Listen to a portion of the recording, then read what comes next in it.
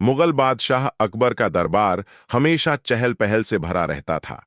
एक दिन जब दिल्ली की गलियों में बसंत की हवा बह रही थी, दरबार में एक अनोखा मेहमान आया। वह एक साधु था, जिसका चेहरा लंबी सफेद दाढ़ी और चमकती आंखों से ढका था। उसने अपने आप को साधु विश्वनाथ बताया और दावा किया कि वह हिमालय की गुफाओं से आया है। उसके हाथ में एक चमकता हुआ शीशा था, जो सूरज की रोशनी में इंद्रधनुषी रंग बिखेर रहा था। हुजूर, साधु ने गंभीर स्वर में कहा, यह शीशा कोई साधारण वस्तु नहीं, यह जादू का शीशा है जो सच्चाई को उजागर करता है। लेकिन इसे समझने के लिए आपके दरबार के सबसे बुद्धिमान व्यक्ति को मेरे 3 सवालों का जवाब देना होगा। अगर वह सफल हुआ तो यह शीशा आपका होगा, लेकिन अगर वह असफल हुआ तो मुझे आपके खजाने से 100 स्वर्ण मुद्राएं चाहिए। अकबर को यह चुनौती रोमांचक लगी। ठीक है साधु विश्वनाथ, उन्होंने कहा, हम तुम्हारी शर्त मानते हैं। बीरबल, क्या तुम तैयार हो? बीरबल हमेशा की तरह शांत और मुस्कुराते हुए ने सिर झुकाया। बादशाह सलामत, मैं इस चुनौती को स्वीकार करता हूं। कृपया साधु जी अपने सवाल पूछें। दरबार में सन्नाटा छा गया। साधु ने शीशा ऊंचा उठाया और कहा, तैयार रहो बीरबल, मेरे सवाल आसान नहीं होंगे। साधु विश्वनाथ ने पहला सवाल पूछा, वह क्या है जो सबके पास है पर कोई उसे देख नहीं सकता? दरबार में मौजूद दरबारी एक दूसरे की ओर देखने लगे। कुछ ने फुसफुसाया, यह तो आत्मा है। कुछ ने कहा, नहीं, यह विचार है। लेकिन बीरबल ने कोई जल्दबाजी नहीं की। वे गहरी सोच में डूब गए।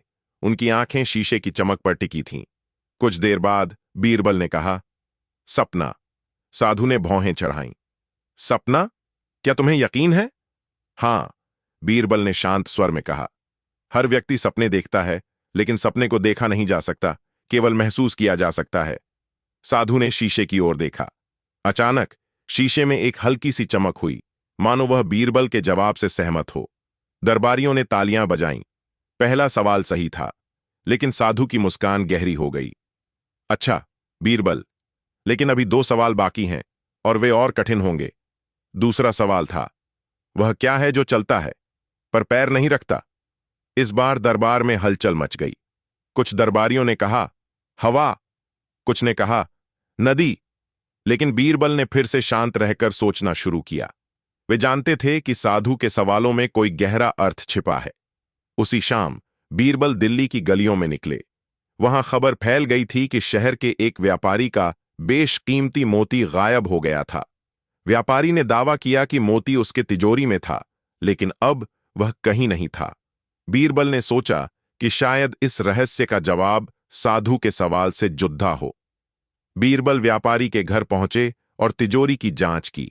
फिर उन्होंने व्यापारी के नौकर से पूछताछ की। नौकर ने डरते हुए बताया, मैंने मोती नहीं चुराया, लेकिन मैंने देखा कि व्यापारी का बेटा रात को तिजोरी के पास था। बीरबल ने बेटे से बात की और उसने कबूल किया कि उसने मोती छिपाया था, क्योंकि उसे डर था कि कोई इसे चुरा लेगा। बीरबल मुस्कुराए। यह वही है, उन्होंने कहा। जवाब है समय।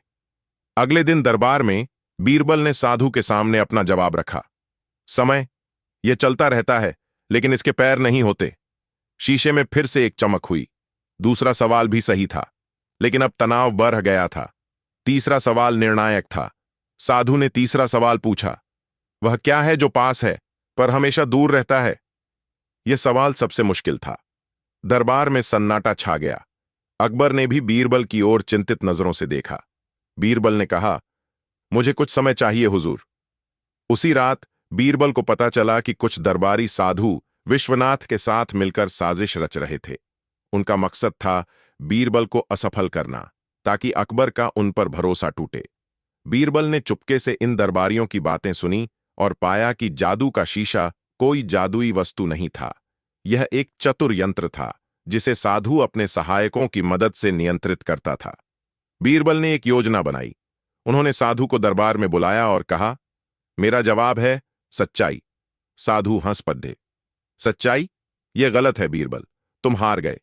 लेकिन बीरबल ने कहा, रुकिए साधु जी, पहले यह बताइए कि आपका शीशा कैसे काम करता है। साधु घबरा गए। बीरबल ने साजिशकर्ता दरबारियों को बुलाया और उनकी बातें सबके सामने रख दी।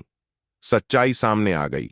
शीशा एक यांत्रिक यंत्र था जिसमें छिपे तार और दर्पण साधु के इशारों पर चमक पैदा करते थे। अकबर क्रोधित हो गए। साधु विश्वनाथ, तुमने हमारे दरबार को धोखा देने की कोशिश की। उन्होंने साधु को सजा दी और बीरबल की तारीफ की। कहानी के अंत में बीरबल ने अकबर से कहा, हुजूर, इस घटना से हमें यह सीख मिलती है कि सच्चाई को छिपाया नहीं जा सकता। बुद्धि और धैर्य से हर झूठ का पर्दाफाश हो जाता है। अकबर ने मुस्कुराते हुए कहा, बीरबल, तुम हमारे दरबार का सच्चा रत्न हो। और इस तरह बीरबल की बुद्धिमानी ने एक बार फिर अकबर के दरबार में रोशनी बिखेरी।